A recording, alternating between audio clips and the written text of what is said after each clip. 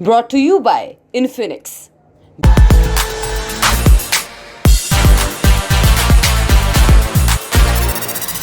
आपकी स्क्रीन पर एक वीडियो दिख रहा होगा। कुछ लोग पूरे जोशो खरोश से झंडे लहरा रहे हैं। गौर से देखेंगे तो दो झंडे नजर आएंगे। एक झंडा तो जाना पहचाना है रूस का, दूसरा झंडा किसका है? वह प्राइवेट मिलिट्री ग्रुप वैगनर का, वही वैगनर ग्रुप जिसके लोग यूक्रेन की जंग में रूसी आर्मी के साथ मिलकर लड़ रहे हैं। वही वैगनर ग्रुप जिसने रूसी आर्मी पर गद्दारी का आरोप लगाया था। वही वैगनर ग्रुप जिसका मालिक पुतिन का शेफ येवगेनी प्रिगोजिन है। लेकिन ये लोग दोनों झंडे एक साथ क्यों लहरा रहे हैं? क्योंकि रूस को यूक्रेन के मोर्चे पर बड़ी फतह हासिल हुई है और ये जीत दिलाई है वैगनर ग्रुप में। ये मोर्चा है बखमुत का, जिस पर कब्जे के लिए रूस पिछले कई महीनों से कोशिश कर रहा था और यूक्रेनी सैनिक उसे अपने कब्जे में बचाए रखने के लिए। बखमुत रूस के राष्ट्रपति व्लादिमीर पुतिन की नाक का सवाल बन गया था। शुरुआती दौर में नुकसान झेलने के बाद रूसी सैनिकों को पीछे हटना पड़ा था। फिर वैगनर ग्रुप ने मोर्चा संभाला, रूसी सेना की मदद की। गोला बारूद कम पड़े तो रूसी जनरलों को निशाने पर भी लिया और अब वो मोर्चा कब्जाने का दावा कर रहे हैं। जीत का दावा करने के बाद प्रिगोजिन ने क्या कहा, सुनिए। 224 дня парни штурмовали этот город. Здесь были только ЧВК «Вагнер». Мы боролись не только с ВСУ в Бахмуте. Мы боролись с российской бюрократией, которая вставляла нам в палки в колеса. До 25 мая мы полностью его осмотрим, создадим необходимые рубежи обороны и передадим военным, для того, чтобы дальше они занимались, а сами выйдем в полевые лагеря. यहाँ प्रिगोजिन बखमुत को जीतकर रूसी सेना के हवाले करने की बात कर रहे हैं। इस पर यूक्रेन का बयान भी आया। राष्ट्रपति वोलोदिमीर ज़ेलेंस्की ने इसे कोरा झूठ बताया। ज़ेलेंस्की G7 समिट के लिए जापान के हिरोशिमा गए हुए थे। वहां उन्होंने बखमुत की तुलना हिरोशिमा से कर डाली। अमेरिका ने दूसरे विश्व युद्ध के दौरान हिरोशिमा पर परमाणु बम गिराया था, जिसमें हजारों लोगों की जान चली गई थी और पूरा शहर तबाह हो गया था। बखमुत की खबर G7 समिट के बीच में आई थी। जल्द ही पूरी समिट के एजेंडे पर हावी हो गई। तो आज हम जानेंगे रूस यूक्रेन युद्ध के बीच बखमुत इतना अहम कैसे हो गया, बखमुत की लड़ाई इतने लंबे समय तक कैसे खिंच गई, और एक्सपर्ट से समझेंगे बखमुत की तुलना हिरोशिमा से करना कितना सही है। नमस्कार, मेरा नाम दिव्यांशी सुमराव है। आप देख रहे हैं दी लंदन टॉप का इंटरनेशनल खबरों का डेली बुलेटिन दुनियादारी। आपकी स्क्रीन पर अभी एक मैप दिख रहा है, उसमें आप पोप्सना नाम का शहर देख रहे होंगे। ये बखमुत के पूरब में बसा है, 24 किलोमीटर दूर। रूस की नज़र लंबे समय से बखमुत शहर पर थी, लेकिन इस पर कंट्रोल करने के लिए पोप्सना पर कब्जा करना ज़रूरी था। वो इसलिए क्योंकि रूसी सैनिक बखमुत में हमले से पहले अपना बेस जमा सकें, जंग के लिए ज़रूरी तोपों और दूसरे हथियारों का अड्डा लगाया जा सके। पोप्सना पर कब्जा करने का एक कारण और था कि यहाँ से बखमुत तक सड़क जाती है। इसे कब्जाने के बाद बखमुत की सड़क का एक्सेस रूस को मिल जाता। इसी इरादे से 8 मई 2022 को रूसी सेना ने पोप्सना पर कब्जा कर लिया और उसी दिन से शुरू हुआ बखमुत का काउंटडाउन। रूस धीरे धीरे बखमुत की तरफ बढ़ रहा था। अगस्त 2022 तक रूस बखमुत के काफ़ी नज़दीक आ चुका था। इसकी तस्दीक ब्रिटेन की खुफिया एजेंसी ने भी की। उन्होंने उस वक्त रूस का सबसे सफल मोर्चा उसी इलाके को बताया था। अक्टूबर 2022 में पूर्वी यूक्रेन में रूस को भयानक नुकसान हुआ। निप्रो, हेरसोन समेत कई प्रांतों से उसे अपनी सेना पीछे हटाने पड़ी। इसका असर बखमुत में भी दिखाई दिया। वहाँ भी रूसी सेना कमज़ोर पड़ती दिख रही थी। ऐसे समय में वैगनर ग्रुप सामने आया। वैगनर ग्रुप लंबे समय तक सीक्रेट मिलिट्री संगठन के तौर पर काम कर रहा था। रूस में प्राइवेट मिलिट्री रखना गैर कानूनी है। वैगनर पर अफ्रीकी देशों में मानवाधिकार उल्लंघन के आरोप भी लग रहे थे, इसलिए रूसी सरकार उसके साथ संबंध जोड़ने से बच रही थी। लेकिन युद्ध में हुए नुकसान के बाद उन्होंने नैतिकताओं को ताक पर रख दिया। प्रिगोजिन ने रूस की जेलों में जाकर खतरनाक अपराधियों को भर्ती किया। उन्हें लड़ने के एवज में रिहाई का ऑफर दिया गया। आरोप ये भी है कि इसके लिए प्रिगोजिन को पुतिन ने फ्री हैंड दे दिया था। अक्टूबर महीने में ही वैगनर ग्रुप ने रूसी सेना के साथ मिलकर बखमुत पर जोरदार हमला किया। यूक्रेन को इसकी उम्मीद नहीं थी। हमले के कुछ दिनों बाद ज़ेलेंस्की का बयान आया कि बखमुत में हालात नाजुक हैं। यूक्रेनी सेना कमज़ोर पड़ रही थी, उनकी हिम्मत जवाब दे रही थी। ज़ेलेंस्की ने दिसंबर 2022 में एक सरप्राइज विजिट की। उन्होंने सेना के जवानों से मुलाकात की, उनका हौसला बढ़ाया। उस वक्त ज़ेलेंस्की ने यूक्रेन की सेना को सुपर ह्यूमन बुलाया था। लेकिन इस विजिट का कोई खास असर दिखा नहीं। जनवरी 2023 आते आते यूक्रेन की सेना कई इलाकों से पीछे हट गई थी। उनमें से एक इलाका था सोलेदार की खदानें। ये बखमुत के उत्तर में पड़ती हैं। प्रिगोजिन ने यहाँ से अपने सैनिकों के साथ तस्वीरें भी पोस्ट की और इलाके की जीत की जानकारी दी। रूसी सेना आगे बढ़ती रही और यूक्रेन पीछे हटता रहा। अप्रैल 2023 में प्रिगोजिन का एक वीडियो रिलीज हुआ। इसमें उन्होंने दावा किया कि वो बखमुत के सिटी हॉल में रूसी झंडा लहरा रहे हैं, लेकिन यूक्रेन ने इन दावों को खारिज कर दिया। कहा कि ये पक्का नहीं है कि वो बखमुत का ही सिटी हॉल है। इस वाक़ये के चंद दिन बाद ही रूस के सामने एक नई मुसीबत खड़ी हो गई। वैगनर ग्रुप ने रूसी सेना पर पर्याप्त हथियार न देने का इल्जाम लगा दिया। कहा, हमारे पास केवल 10 से 15% गोला बारूद बचा है। यूक्रेन 15 मई तक हम पर बड़ा हमला कर सकता है। प्रिगोजिन ने इन हालातों के लिए रूसी सेना को जिम्मेदार ठहराया। कहा कि हम रोजाना हजारों लड़ाकों के शव घर भेजने को मजबूर हैं। गोला बारूद की कमी पर उन्होंने रक्षा मंत्री सर्गेई शोइगु को भी लेटर लिखा। कहा, हम डरपोक चूहों की तरह भागना नहीं चाहते, ऐसे में हमारे पास मरने के अलावा कोई दूसरा चारा नहीं है। अमेरिका के institute for the study of war के मुताबिक प्रिगोजिन को ज़रूरत की तुलना में 20% हथियार ही मिल पा रहे थे।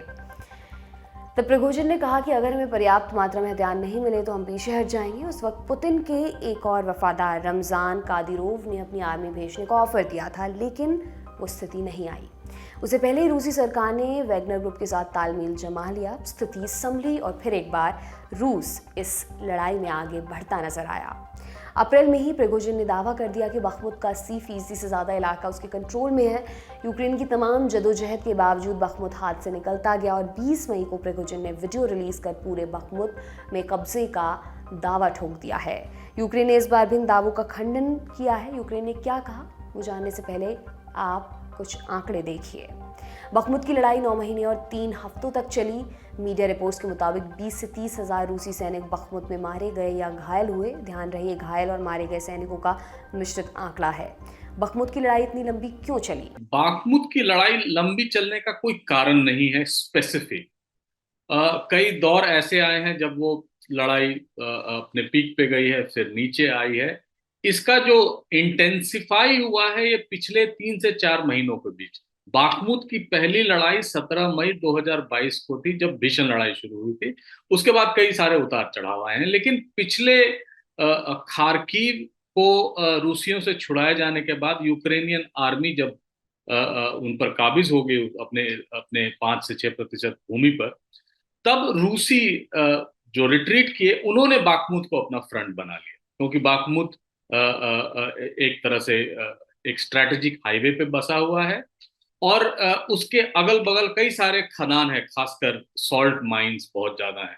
तो उसके लिए तो ये जो बाखमुत की असली लड़ाई पिछले 4 महीने में ही लड़ी जा रही है, और इसलिए भी लड़ी जा रही है क्योंकि ये प्रतिष्ठा का प्रश्न, मतलब उनके साख की लड़ाई हो गई है। और उन्होंने रूसी आर्मी को काफी दिन तक यहाँ उलझाए रखा ताकि वो अपनी तैयारी कर सकें, अपने आर्मामेंट्स ला सकें, ट्रेनिंग दे सकें, पूरे दुनिया में घूमकर लोगों को कन्विंस कर सकें इसके फेवर में जो जेलेंस्की कर रहे हैं। तो वो उनको वो समय मिल गया था, जो सो कॉल्ड, जैसे मैंने पहले भी कहा, स्प्रिंग काउंटर ऑफेंसिव की जो बात हो रही है, उसके लिए उनको समय मिल गया था। तो इसलिए इम्पोर्टेंट है, ना कि कोई इसका कोई स्ट्रेटेजिक इंपॉर्टेंस या हिस्टोरिकल इंपॉर्टेंस या कोई रेलेवेंस है। मीडिया रिपोर्ट्स के मुताबिक इस लड़ाई में 4000 के करीब यूक्रेनी नागरिक मारे गए। जानकारी के लिए बता दें कि लड़ाई से पहले इस शहर की आबादी लगभग 70,000 लोगों की थी। शहर के डेप्यूटी मेयर ओलेक्जेंडर मार्चेंको के मुताबिक अब शहर में कुछ हज़ार लोग ही बचे हैं। वे अंडरग्राउंड शेल्टर्स में रह रहे हैं। उनके पास न पानी है, न गैस और न बिजली। जानकारों की माने तो बखमुत की रणनीतिक तौर पर उतनी अहमियत नहीं है जितनी बड़ी जंग वहाँ लड़ी जा रही है। बखमुत ना तो कोई सैनिक छावनी वाला शहर है, ना ही कोई ट्रांसपोर्ट हब। आबादी के लिहाज से भी यहाँ बहुत कम लोग रहते हैं। इस शहर की पहचान नमक और जिप्सम की खदानों के लिए रही है। भौगोलिक तौर पर इसकी कोई ख़ास अहमियत नहीं है। तो ऐसे में सवाल ये उठता है कि इस इलाके में ऐसा क्या ख़ास है कि यूक्रेन और रूस इसके लिए भिड़ गए? क्या ये जंग पुतिन और जेलेंस्की की नाक की जंग बन गई है? हमने सवाल पूछा एक्सपर्ट से, सुनिए उन्होंने क्या कहा। 2014 में क्राइमिया के रूस में विलय के बाद पूरे डॉनबास रीजन में असंतोष और अशांति का दौर शुरू हो गया था। उन दिनों इस जगह पे भी, बाखमुत में भी लड़ाई हुई थी और काफी दिन तक रिबेल फोर्सेस जो डॉनबास पीपल्स रिपब्लिक के हैं, उन्होंने इस पर कुछ सेक्शंस पे अपना कब्जा रखा था, लेकिन बाद में उनको छोड़ना पड़ा और उनको जाना पड़ा। बाखमुत का नाम पहले कुछ और था, 2016 में इसका नाम बाखमुत पड़ा। तो उस तरह से भी आर्तेमोस इसका बेसिकली नाम था, तो उस नजरिए से भी इसका यूक्रेनाइजेशन हो रहा था। तो उस समय से ये उनके लिए एक प्रतीक चिन्ह है। बाखमुत का 400 साल का इतिहास है, और बाखमुत अपने स्पार्कलिंग वाइन्स के लिए, सॉल्ट के लिए और जिप्सम के लिए जाना जाता है। और बाखमुत एक ऐसे जंक्शन पे है जहां दो बड़े हाईवे आके मिलते हैं। और ये बाखमुत की लड़ाई 17 मई 2022 से चल रही है। तो आप इमेजिन कर सकते हैं, एक साल लगभग हो गए, और ये लड़ाई अभी भी जो खबरें आ रही हैं उससे यही पता चल रहा है कि यूक्रेन ने बाखमुत को नहीं छोड़ा है, या मतलब उनको गिव अप नहीं किया है, और रूस के पूरे कब्जे में नहीं आया। लेकिन वागनर ग्रुप ने ऐलान किया है कि उन्होंने छोड़ दिया है, और रूसी मिलिट्री जो है वो उस पर काबिज हो रही है, उनको उस पर ये दे रहे हैं। तो ये एक प्रतिष्ठा का प्रश्न ही है, कोई बहुत बड़ा शहर नहीं है, कोई हिस्टोरिकल इंपॉर्टेंस नहीं है। लेकिन इससे यूक्रेन को एक फायदा हुआ कि उसमें रूस के कई सारे सैनिक मारे गए, और कई दिनों तक रूसी मिलिट्री अटेंशन बाखमुत को जीतने के लिए था, जो एक तरह से देखा जाए तो यूक्रेन की एक विजय थी, या यूक्रेन जो चाहता था वैसा ही हुआ, कि उन्होंने रूसी सेना को वहां रोक के रखा काफी दिनों तक। और जो कहा भी जा रहा है स्प्रिंग ऑफेंसिव हम बार बार कह रहे हैं, वो होगा कि नहीं, अब तो वो लग रहा है समर ऑफेंसिव हो जाएगा, या होगा कि नहीं उस पर भी शक है। तो उसका इंपॉर्टेंस यही है। वैसे इसका स्ट्रैटेजिक इंपॉर्टेंस बहुत ज्यादा नहीं है, ये बिल्कुल एक प्रतिष्ठा का प्रश्न ही था दोनों सेनाओं के बीच। जानकारों की माने तो रूस के लिए बखमुत को जीतना एक सैन्य मिशन से ज़्यादा राजनीतिक तौर पर अहमियत रखता है। रूस की सेना को सेवेरोदोनेत्स्क और लिचिचांस्क पर कब्जा किए लंबा वक्त बीत चुका है। उसके बाद से यूक्रेन की ज़मीन पर रूस की बढ़त बहुत धीमी सी पड़ गई है। ऐसे में रूस को जीत चाहिए थी ताकि अपने देश में युद्ध के पक्ष में प्रोपेगेंडा फैला सके। इस लड़ाई पर चर्चा करते हुए एक पहलू और है जिस पर बात करना बेहद ज़रूरी हो जाता है, वो है रूसी सेना का वर्चस्व। युद्ध की शुरुआत के कुछ दिन बाद से ही वैगनर ग्रुप जंग में कूद पड़ा था। जब वैगनर ने हथियारों की कमी का हवाला दिया तब कादिरोव ने मदद का ऑफर दिया। ऐसे में रूसी सेना के वर्चस्व पर सवाल खड़ा होता है, क्या इस पूरी जंग में प्राइवेट आर्मी की अहमियत रूसी सेना से अधिक है? इस बात पर ऐसी कई मीडिया रिपोर्ट्स और वजन रख देती हैं जिसमें कई इलाकों में वैगनर के लड़ाकों की तादाद रूसी सेना के बराबर बताई गई है। क्या यूक्रेन की जंग में रूसी आर्मी का वर्चस्व कम हो रहा है, और क्या प्राइवेट आर्मी अब उनसे ज़्यादा अहमियत रखती है? ये सवाल हमने पूछा एक्सपर्ट से, सुनिए उन्हें।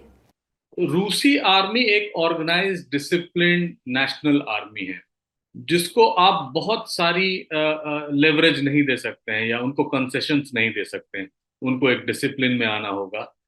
वैगनर या जहां भी कॉन्ट्रैक्टर्स यूज होते हैं, मिलिट्री कॉन्ट्रैक्टर्स, उनमें ये फ्लेक्सिबिलिटी रहती है कि वो किस तरह से अपना युद्ध लड़े, किस तरह से बंदी बनाएं, किस तरह से उनको टॉर्चर करें। और रूस अकेला इसमें नहीं है। अमेरिका भी इराक वॉर में, अमेरिका ने भी सीरिया में, अमेरिका ने भी पाकिस्तान, अफगानिस्तान में, जो डैनियल पर्ल का जो फेमस इंसिडेंट है, वो मिलिट्री कॉन्ट्रैक्टर्स ही थे। तो वो उस तरह का है। और वैगनर की जो सेना है उसमें ज्यादातर बंदी हैं जो क्रिमिनल एक्ट्स में पकड़े गए हैं रूस में। वहां से उनको छुड़ा के लाया गया है कि यहाँ नेशनल कॉज के लिए काम करें। इसके अलावा वैगनर की अपनी एक सेना है जो सेंट्रल अफ्रीकन रीजन में, खासकर माली में ऑपरेट करती है। तो लेकिन वो फ्लेक्सिबिलिटी नहीं होने के कारण इसका कमान वैगनर आर्मी को दिया गया था। रही बात रमजान कादिरोव की, रमजान कादिरोव को चेचेन में गवर्नर पुतिन ने सिर्फ इसलिए बनाया है कि वहां की उग्रवाद को खत्म किया जा सके, और एक तरह से वहां के वो एक अनडिक्लेयर्ड डिक्टेटर हैं जो सिर्फ पुतिन का कहना मानते हैं। जहां भी डेमोक्रेसी कॉम्प्रोमाइज हुई है, आप दुनिया में देखेंगे, वहां ऐसे तत्व हमेशा रहे हैं। रमजान कादिरोव, वैगनर, तो ग्वांतानामो बे, चूंकि वो लॉ को पूरी तरह से पालन नहीं करते या उनके लिए अलग लॉ बनाए जाते हैं। तो आर्मी अब एंटर की है सीन में जब ऑर्गेनाइज कंट्रोल शहर का लिया जाना। और ये जो बाखमुत की लड़ाई थी उसमें सबसे इंपॉर्टेंट ये भी था कि बहुत लोग मारे जाने का अंदेशा था। क्योंकि पूरी तरह से यूक्रेन काबिज थी, ड्रोन वॉरफेयर चल रहे थे, टोपोग्राफी, इंटेलिजेंस सब यूक्रेन के फेवर में थी। और कहा तो ये भी जा रहा है एक एक 100 मीटर पे 100 लोग मर रहे थे। तो जाहिर है अगर इतनी कैजुअलिटी वैगनर रूसी आर्मी को होती तो उनके लिए ये एक बड़ा नेगेटिव इमेज जाता है रूसी जनता पर। इसलिए वैगनर आर्मी का प्रयोग किया गया था। और रही बात रमजान कादिरोव की, तो रमजान कादिरोव के फाइटर्स हैं जो भी अर्बन वॉरफेयर में पार्टिसिपेट करते हैं, लेकिन रमजान कादिरोव को सिर्फ इसलिए इस्तेमाल किया जा सकता है कि उन्होंने दूसरे तरह से, वैगनर की तरह नहीं, दूसरे तरह से लोगों को मोबिलाइज किया है और वो सिर्फ पुतिन के इशारे पे काम करते हैं। बखमुत में प्रगोजिन ने जीत का परचम लहराते हुए शहर पर कब्जे का दावा किया। पुतिन ने भी जीत के लिए वैगनर ग्रुप और रूसी सैनिकों को बधाई दे डाली और यूक्रेन इस हार को स्वीकार नहीं कर रहा है। यूक्रेन के उप रक्षा मंत्री ने कहा कि हम हारे नहीं हैं, लेकिन बखमुत की हालत मुश्किल जरूर है। वहीं G7 समिट में स्पेशल न्योते पर जापान गए यूक्रेन के राष्ट्रपति वोलोदिमिर ज़ेलेंस्की ने भी रूस की जीत को फर्जी बताया है। ज़ेलेंस्की हिरोशिमा में हो रही G7 मीटिंग के बाद प्रेस कॉन्फ्रेंस कर रहे थे। इस दौरान उन्होंने बखमुत की लड़ाई की तुलना हिरोशिमा से कर डाली। ज़ेलेंस्की ने प्रेस कॉन्फ्रेंस के दौरान कहा, बखमुत और यूक्रेन के दूसरे शहर मुझे हिरोशिमा की याद दिलाते हैं, एकदम वैसा ही।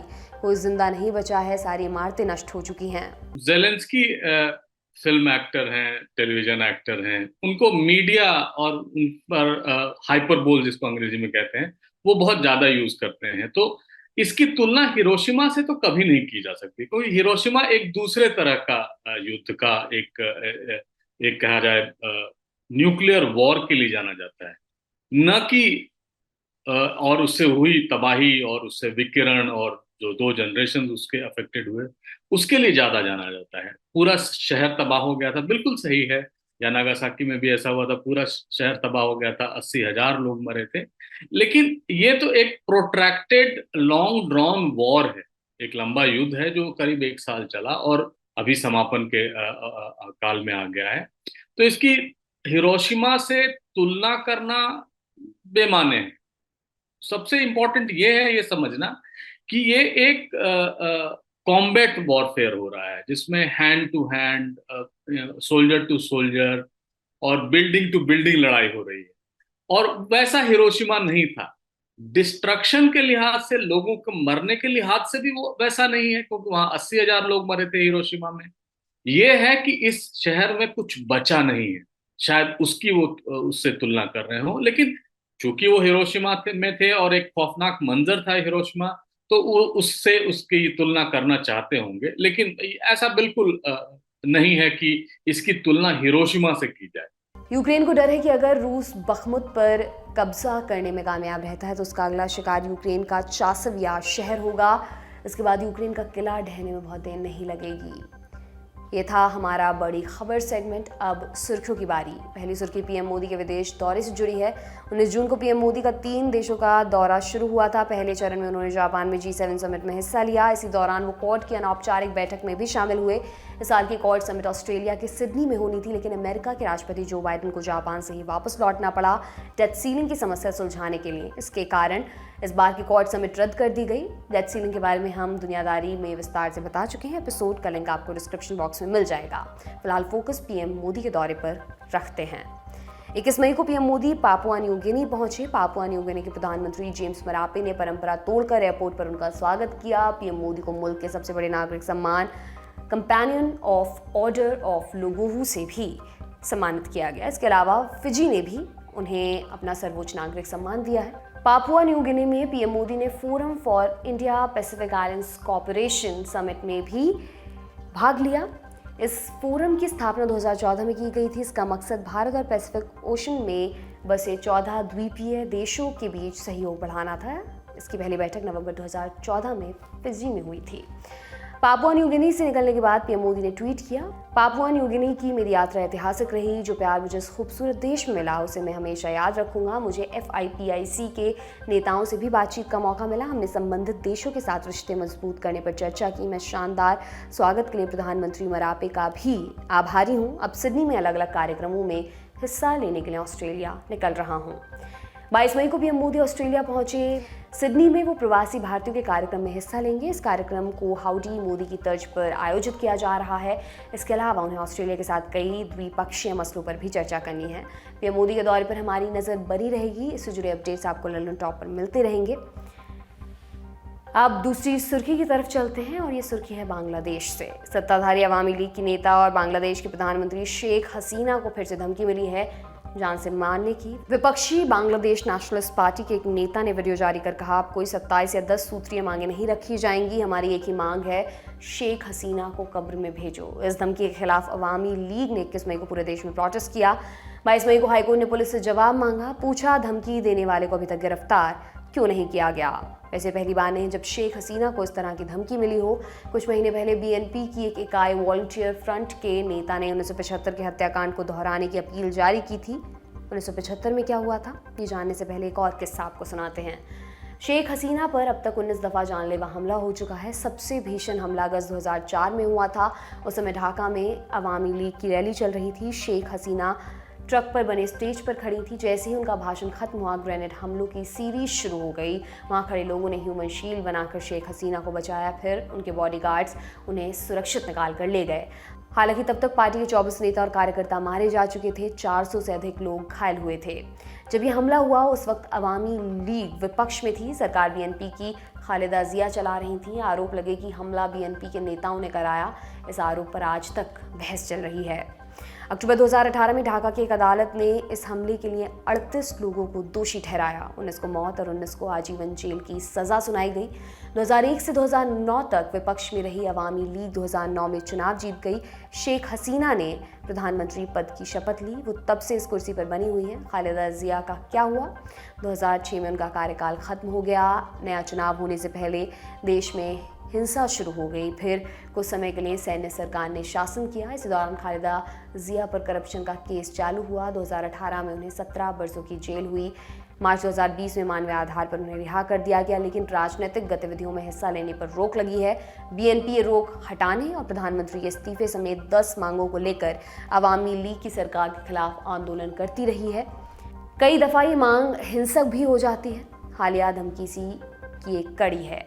अब ये भी जान लेते कि 1975 में बांग्लादेश में क्या हुआ था। 15 अगस्त 1975 को बांग्लादेश के इतिहास में पहला तख्ता पलट हुआ। आर्मी के कुछ अफसरों ने तत्कालीन राष्ट्रपति शेख मुजीबुर रहमान और उनके परिवार के कई सदस्यों की हत्या कर दी। शेख मुजीब की 2 बेटियां शेख हसीना और शेख रेहाना उस समय विदेश में थीं। उनकी जान बच गई। वही शेख हसीना मौजूदा समय में मुल्क के प्रधानमंत्री हैं। शेख मुजीब की हत्या के बाद मिलिट्री सरकार बनाई गई। नवंबर 1975 में lieutenant general Ziaur Rahman chief marshal law administrator बने। आरोप लगते हैं कि शेख मुजीब की हत्या में जियाउर रहमान का भी हाथ था। उन्होंने इस आरोप से इनकार किया है। उनकी पार्टी बीएनपी भी इस आरोप से पीछा छुड़ाने की कोशिश करती है। जियाउर रहमान 1977 में राष्ट्रपति हो गए। एक बरस बाद उन्होंने बीएनपी के नाम से अपनी पॉलिटिकल पार्टी बनाई। उनके कार्यकाल में 18 बार तख्ता पलट की साजिश रची गई। 19वीं कोशिश सफल रही। 30 मई 1981 को चिट्टगांव में जियाउर रहमान की भी हत्या हो गई। 1984 में उनकी विधवा पत्नी खालिदा जिया ने बीएनपी की कमान संभाल ली। तब से वो पार्टी की प्रेसिडेंट बनी हुई हैं। आज की दुनियादारी में बस इतना ही दोस्तों। जाते जाते एक ज़रूरी सूचना लेते जाइए। ललन टॉप पर रिलीज़ होने वाली है रियल केरला स्टोरी। पहले पार्ट में हमने बताया कि केरला के युवाओं का किन तरीकों से ब्रेन वॉश किया गया, उन्हें क्या पढ़ाया सुनाया दिखाया गया, उन्हें किन रास्तों से ले जाकर इस्लामिक स्टेट के चंगुल तक पहुंचाया गया, और सबसे ज़रूरी सवाल कि कौन थे इसके मास्टरमाइंड। और दूसरे भाग में कहानी है उन लोगों की जिन्हें आईएसआईएस ने थैंक्स कहा।